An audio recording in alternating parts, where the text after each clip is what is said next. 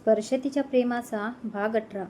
माझ्यासोबत झालेल्या प्रकारानंतर आणि त्याने मला कानाखाली मारलेल्या चापटनंतर मी त्याच्याशी जास्त बोलत नव्हते.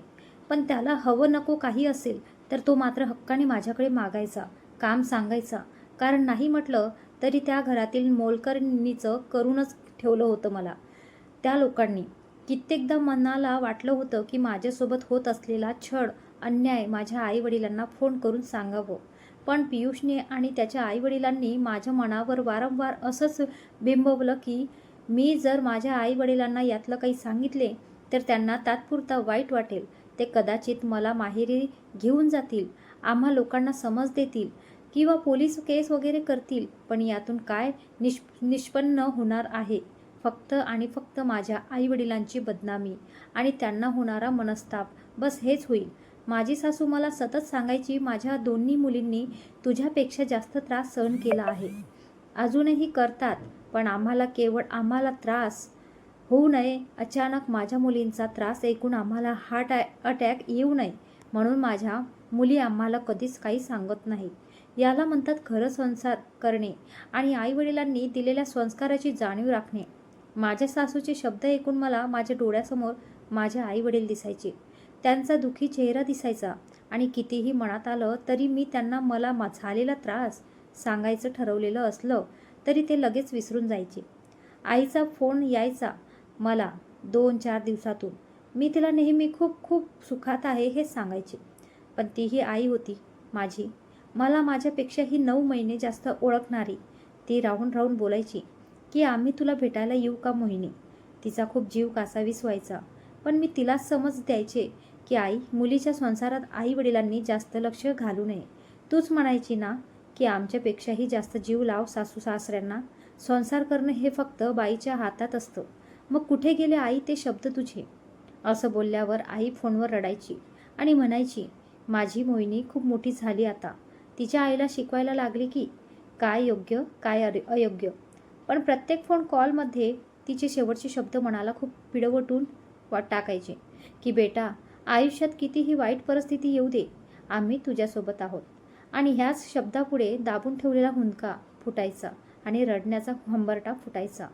नशीब प्रत्येक वेळी हे शब्द ती फोन ठेवायच्या वेळी बोलायची, म्हणजे निदान फोन ठेवल्यावर मन मोकळे रडायला मिळायचं. ज्या दिवशी मी खूप रडायचं त्या दिवशी खूप शांत झोप लागायची, कारण मन मोकळं झालेलं असायचं. कॉफी पिऊन झाल्यावर हातातला कॉफी मग समोरच्या टी टेबलवर ठेवताना मोहिनीचं लक्ष कपमधल्या उरलेल्या घोटभर कॉफीवर गेलं आणि तिला परत काहीतरी आठवलं. त्या दिवशी पियुष परत 3 महिन्यानंतर घरी आला होता. आदल्या दिवशी रात्री तो किती वाजता आला ते मात्र नाही माहीत. पण सकाळी मी बेडरूममधून बाहेर सर्व आवरून खाली आले तेव्हा त्याला हॉलमध्ये झोपलेलं बघितलं होतं. सरळ किचनमध्ये निघून गेले. किचनमधल्या आवाजाने त्याची झोप मोड झाली म्हणून तो उठून बेडरूममध्ये गेला आणि जाताना मला कॉफीची ऑर्डर सोडून गेला. मी सासू सासऱ्यांना चहा देऊन त्याच्यासाठी कॉफी घेऊन गेले. बेडरूममध्ये गेल्यावर बघितलं तर तो फ्रेश झालेला होता. त्याच्यासमोर कॉफी ठेवली, त्याने ती घेतली. मला त्याने त्याच्याजवळ बसायला सांगितलं, पण माझी अजिबात इच्छा नव्हती त्याच्याजवळ बसायची. मी त्याला सांगितलं की मला किचनमध्ये काम आहे, तर तो मला बोलला की तुला मी आधीच सांगितलं आहे की उठ म्हटलं की उठायचं आणि बस म्हटलं की बसायचं, समजलं नाही का? त्या दिवशी मला पटकन त्याने मारलं होतं. तो दिवस आठवला आणि मी इच्छा नसूनही पटकन बसून घेतलं. मला नाही माहीत, मला त्याने मारलेलं अजूनही आठवलं तर मी झोपेतही ओरडून उठते, कारण तो मारायचाच असा की त्याला मारण्यासाठी त्याचे हात पुरेसेच होते. खूप जोरात लागायचे रे त्याचा हात. नंतर तर त्याला बघूनच माझं थरकाप उडायचा. मोहिनी परत रडायला लागली. तिला खूप त्रास होत होता सांगताना, पण आज तिनेही व्यक्त व्हायचं ठरवलंच होतं आणि तिने परत पुढे बोलायला सुरुवात केली. पियुषने कॉफी पिताना माझ्या चेहऱ्याकडे बघितलं आणि मला विचारलं की डोळे का सुजलेले तुझे? मी त्याला सांगितलं की रात्रभर झोप नाही येत म्हणून सुजले असतील. त्यानेही मला सांगितलं की त्याच्या आईनेही त्याला सांगितलं होतं की मोहिनी रात्रभर झोपत नाही म्हणून. आणि ह्यावेळी घरी येण्याचं कारणही तेच होतं की मला झोप येत नसायची म्हणून त्याने माझ्यासाठी झोपेच्या गोळ्या आणल्या होत्या आणि मला इतकं सफाईदारपणे पटवून दिलं की मी पण त्या गोळ्या घ्यायला लगेच तयार झाले. कसं असतं ना प्रयू, जेव्हा माणूस पूर्णपणे हतबल असतो तेव्हा तो कितीही हुशार, कितीही शिक्षित, जाणकार असला तरी तो खूप मोठ्या चुका अगदी सहज करत असतो. झोपेसाठी घेतल्या जाणाऱ्या पिल्स शरीरासाठी किती घातक आहेत हे मला माहीत असूनही मी त्या पिल्स घ्यायला लगेच तयार झाले. कारण काय तर आपल्याला निदान रात्रभर तरी शांत झोप लागेल आणि आपण ह्या नकारात्मकतेतून काही वेळ तरी दूर राहू. कमीत कमी तितका वेळ तरी या जगाचा विसर पडावा आपल्याला आणि आपण शांतपणे झोपेच्या अधीन राहू. ह्या खोट्या आशेवर मी झोपायच्या पिल्स अगदी त्याने दिल्या त्या दिवसापासूनच घ्यायला सुरुवात केली. सुरुवातीला 2-3 दिवस थोडा त्रास झाला मला त्या पिल्सने, पण नंतर खूप छान झोप लागायची. सकाळी उठावंच वाटायचं नाही. खूप बरं वाटायचं असं मन भरणं झोप घेतल्यावर. त्यावेळी तो 2 दिवस राहिला होता घरी. कारण मला नंतर कळालं होतं की कांचन 2 दिवस तिच्या बहिणीकडे गेली होती म्हणून हा इकडे आला होता. पण 2 दिवसात त्याच्यात आणि माझ्यात अगदी मोजकेच बोलणं झालं होतं. तो हॉलमध्येच झोपला होता. मलाही त्याच्याशी बोलायची इच्छा नसायची म्हणून मग मी पण त्याच्यापासून लांबच राहायचे. तशी ही सवय लागूनच गेली होती एकटेपणाची. माझा वाढदिवस होता. माझ्या आईवडिलांनी मला सरप्राईज द्यायचं ठरवलं होतं आणि वाढदिवसाच्या दिवशी ते सकाळी सकाळी अचानक गुजरातला आले. मी तर त्यांना बघून खुश व्हायचं सोडून ते असे अचानक का आलेत म्हणून खूप घाबरून गेले होते. कारण पियुष आणि त्याच्या आईवडिलांना वाटलं असतं की मीच माझ्या आईवडिलांना बोलावलं आहे. माझ्या अशा घाबरण्याने माझे आईवडील खूप खिन्न झाले होते. त्यांना कळत नव्हतं की मी त्यांच्याशी मनमोकळेपणे का बोलत नाही आहे. पण माझे सासू सासरे माझ्या आईवडिलांसमोर माझ्यासोबत खूप छान वागत होते. ते माझ्यासाठी. आणि त्यावेळी कळालं की आपल्या माणसाचा आपल्याला आधार असणं किती गरजेचं असतं ते. जे लोक आदल्या दिवशी रात्रीपर्यंत मला नको तितका त्रास सहजपणे देत होते तेच लोक अचानक माझ्या आईवडिलांना बघून मला बेटा बेटा करायला लागले होते. आईबाबांनी मला आल्याबरोबर मला बर्थडे विश केलं. त्यानंतर लगेच माझी सासू बोलली की आम्ही तर तिला सकाळी सकाळीच ती झोपेतून उठून आली तेव्हाच विश केलं. किती ते नाटकं. मोहिनी थोडी हसली होती. तिला तिच्या सासूचं बोलणं आठवून थोडं हसू आलं होतं आणि मोहिनीला असं हसताना बघून प्रसादला तिचा असा हसरा चेहरा ओंजळीत घेऊन तिच्या कपाळावर एक हलकंसं किस करावं वाटलं. तो खूप हरवून तिला बघत होता. पण तिने मध्येच आवाज दिल्याने त्याने पटकन त्याच्या मनातले विचार झटकले आणि तिला पुढे सांगायला सांगितलं. माझे आईवडील आले होते म्हणून माझ्या सासूने पियुषला फोन करून सांगितलं होतं की आज घरी ये म्हणून. येताना त्याने केक वगैरे गिफ्ट म्हणून माझ्यासाठी साडी, रेड रोजेस, चॉकलेट्स खूप काही आणलं होतं. मला ते सर्व बघून काहीच नाही वाटलं. पण माझ्या आईवडिलांना वाईट नको वाटायला म्हणून मी बर्थडे साजरा केला. 2 दिवस माझे आईवडील थांबले होते. पियुषला आणि त्याच्या आईवडिलांना वाटत होतं की मी माझ्या आईवडिलांना त्यांचे सर्व पराक्रम सांगते की काय, म्हणून त्याचं लक्ष पूर्ण माझ्यावरच होतं. तो 2 दिवस ऑफिसला पण गेला नव्हता. माझ्या आईवडिलांना माझ्यासोबत एकांतात बसून थोडा वेळ माझ्याशी बोलायला पण मिळाले नाही. झोपेच्या गोळ्या घेऊन घेऊन माझी विचारशक्ती थोडी मंदावली होती. तब्येतही थोडी सुधारली होती. खूप वेळ झोप घेऊन घेऊन वजन वाढलं होतं आणि माझ्या आईवडिलांना वाटलं की मोहिनीला लग्न मानवलं आणि मुलगी खूप सुखात आहे म्हणून अशी तब्येत सुधारली आहे तिची. माझ्या वाढलेल्या वजनाकडे बघून माझे आईवडील गावी परत जाताना अगदी समाधानानेच गेले.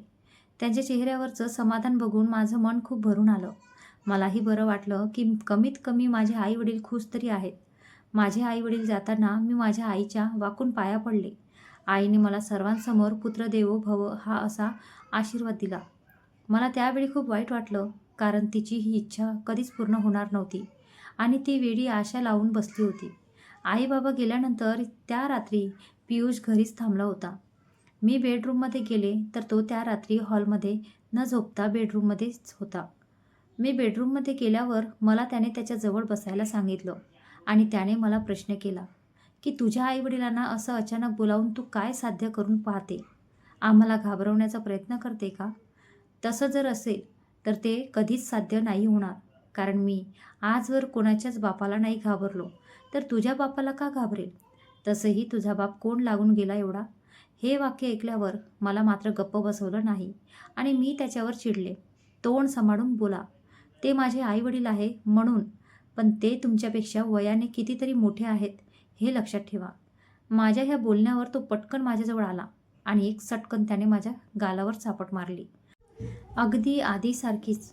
मी भांबावले, थोडी कळवळले. यानंतर मी काय लक्षात ठेवायचं आणि काय नाही हे तुलाही मला शिकवायचं, समजलं? आणि तो बेडरूममधून बाहेर निघून गेला. मी माझ्याच जन्मदिवसाला नाही तर माझ्या जन्मालाच कोसत होते. लोक एकटे असेल की एकांतात देवाला त्यांच्यावर होणाऱ्या अन्यायाचे दूषणं देतात. पण मी मात्र तसं करत नव्हते. कधीच देवाला दोष नाही दिला, कारण देव मला कधी दिसलाच नाही. त्यावेळी माझं मन मला एकच सांगायचं, जर देव असता तर माझ्यावर इतके होणारे अन्याय देवाला बघिवले नसते. पण त्यावेळी इतकी बुद्धी चालत नव्हती की आपल्यावर होणाऱ्या अन्यायाला कुठेतरी आपणच जबाबदार असतो. आपण सहन करत जातो आणि समोरच्याला हिंमत देत जातो. हळूहळू असेच दिवस जात राहिले.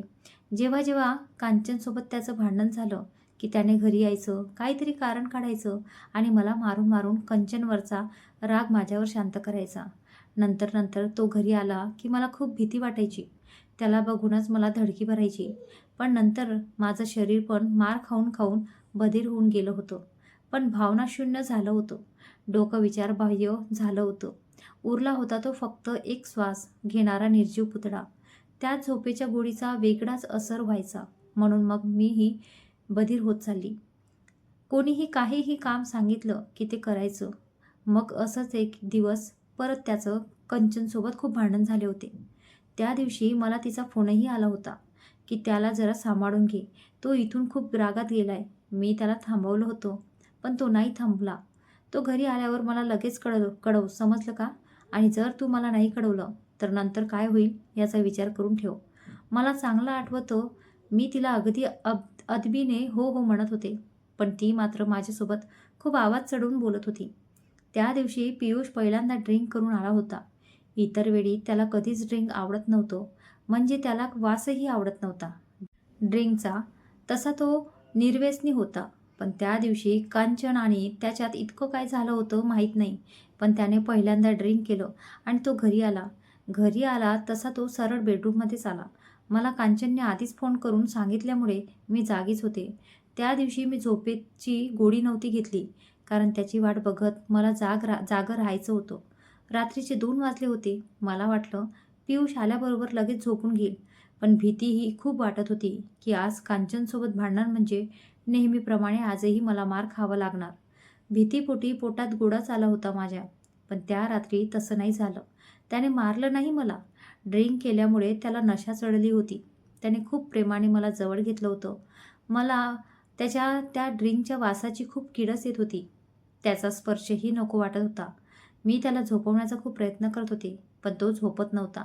मग नंतर मात्र त्याला झोपवण्याचे माझे सर्व प्रयत्न विफल ठरले आणि त्याने माझी अजिबात इच्छा नसताना त्याने माझ्यावर जबरदस्तीने पती होण्याचा हक्क गाजवला. माझ्या शरीराने आणि मनाने त्या रात्री त्याचा मार न खाताही इतर वेदना खूप सहन केल्या. बस मोहिनी, बस आता. प्लीज, तुझ्यात जरी सांगायची इच्छा असली ना, तरी आता माझ्यात ऐकण्याची हिंमत नाहीये गं. कोणत्या मातीने बनवलेली आहे तू? प्रसाद मोहिनी समोर गुडघे टेकून खाली मान घालून हसमुस रडू लागला. पण मोहिनीला मात्र रडू नाही आलं, कारण तिचं मन तिचा भूतकाळ सांगताना अगदी आधी सारखंच निर्गठ्ठ होऊन गेलं होतं. पण मोहिनीने प्रसादला जवळ घेऊन शांत केलं आणि तिने त्यालाच विचारलं की तू का रडतोय? हे सर्व आधी होऊन गेलंय. आता कोणाची काय हिंमत माझ्यासोबत असं काही करण्याची? कारण आता तर माझा प्रियू माझ्यासोबत आहे ना. मोहिनीने प्रसादच्या हनुवटीला धरून त्याची अश्रुभरती नजर स्वतःकडे वळवून त्याला डोळ्याने प्रश्न केला. प्रसादने पटकन थोडं वर होऊन तिचा चेहरा उंजळीत घेऊन तिच्या कपाळावर त्याचे ओठ टेकवले आणि तिला त्या स्पर्शातून अस्वस्थ केलं की हो रे सोन्या, आता कोणाची काय हिंमत तुझ्यावर असा अन्याय करण्याची? त्याचं बोलणं ऐकून आणि त्याच्या झालेल्या अस्वस्थानाचा स्पर्श मात्र मोहिनीला आता अश्रू अनावर झाले होते आणि दोघंही एकमेकांचे हात हातात घेऊन थोडा वेळ शांत बसून राहिले. मोहिनीने थोडं पाणी पिली. तिचं डोकं दुखायला लागलं होतं. आता ते सर्व आधीच आठवून तिला आता थोडं थोडं गुदमरल्यासारखं झालं होतं. पण तिने प्रसादला तसं दाखवलं नाही. मोहिनीने परत पुढे सांगायला सुरुवात केली. आणि मी सकाळी झोपेतून उठले. पियुष झोपलेलाच होता. मी माझं सर्व आवरून फ्रेश होऊन खाली निघून आले.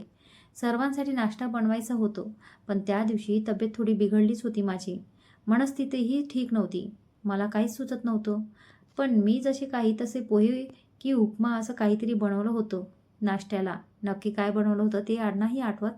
पण नाश्ता बनवताना विचार करता करता मला थोडं गरगरायला झालं होतं आणि त्याचं नादात मला चटका पण बसला होता. चटका हा काय हाताला नाही बसला. साधारणपणेच जेवण वगैरे बनवताना चटके हे स्त्रियांच्या हाताला बसतातच. पण ते चटके बसल्यानंतर असे ठराविक आणि क्वचितच पुरुष मंडळी मी बघितले की ते आपल्या बायकोला पटकन क्रीम किंवा बर्फ वगैरे लावत असतील किंवा इतर तर नकोच पण निदान "अगं बघून करत जा काम, काळजी घेत जा गं.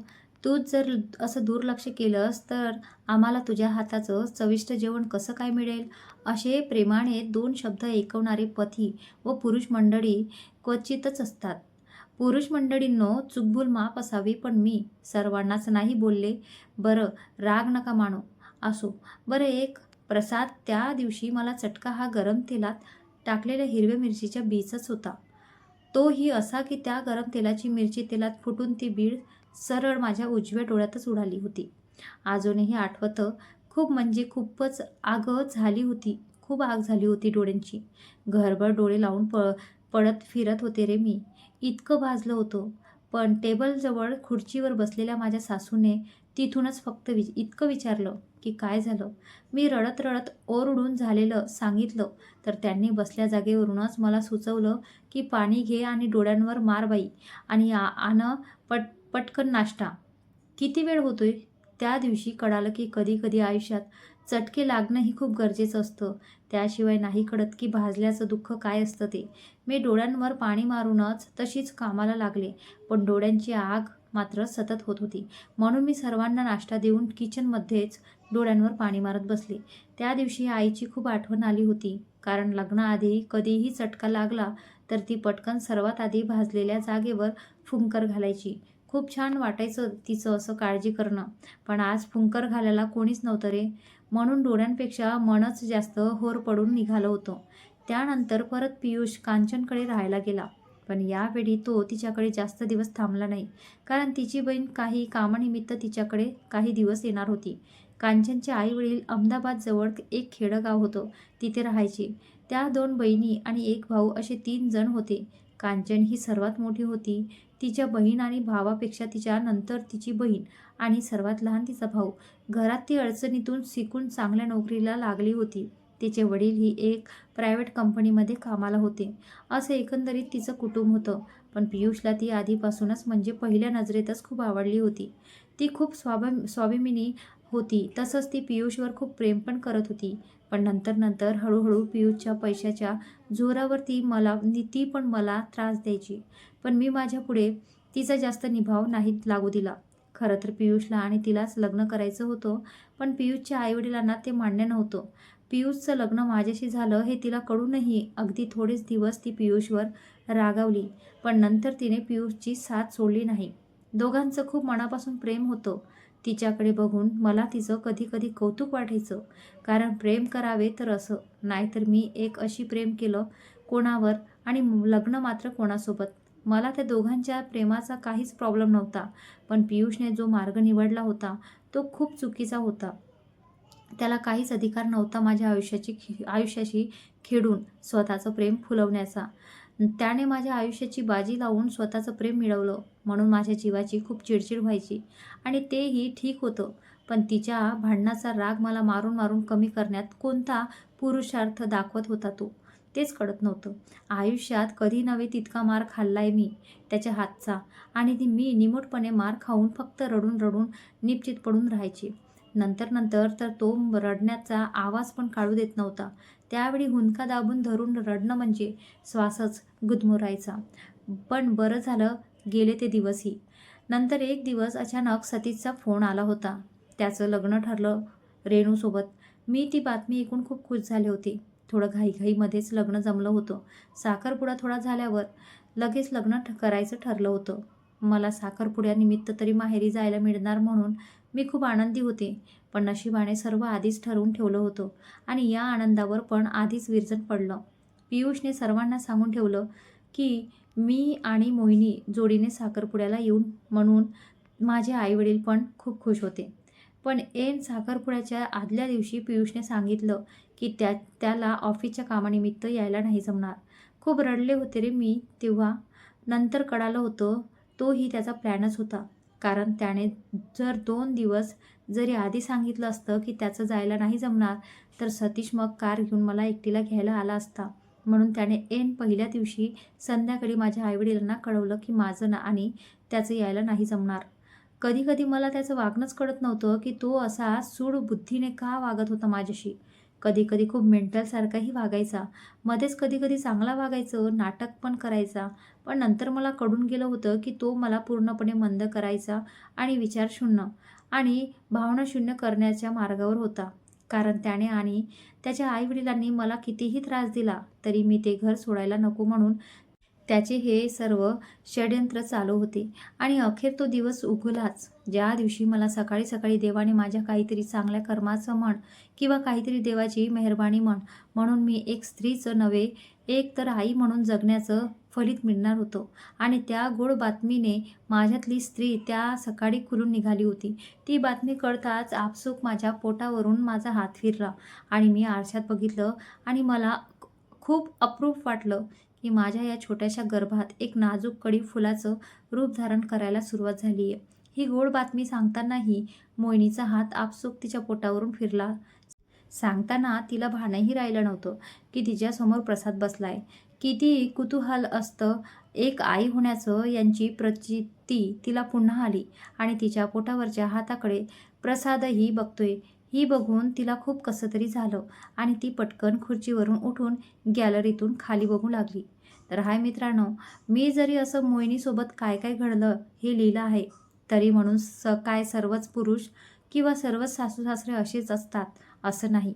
काही सासू सासरे खूप चांगले असतात, कधी वाईट ही वेळ असते आणि कधी कधी आपण पण चुकीचं असतो. अन्याय कितपत सहन करावा हेच जर आपल्याला कळत नसेल तर आपल्यासारखं मूर्ख आपणच.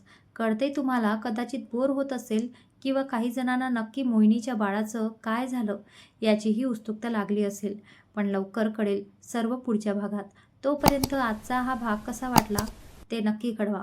आणि आजचा हा भाग आवडला असेल तर ह्या भागाला व्हिडिओ लाईक आणि शेअर करा आणि चॅनलला सबस्क्राईब करा. तर भेटूया पुढील भागात. धन्यवाद.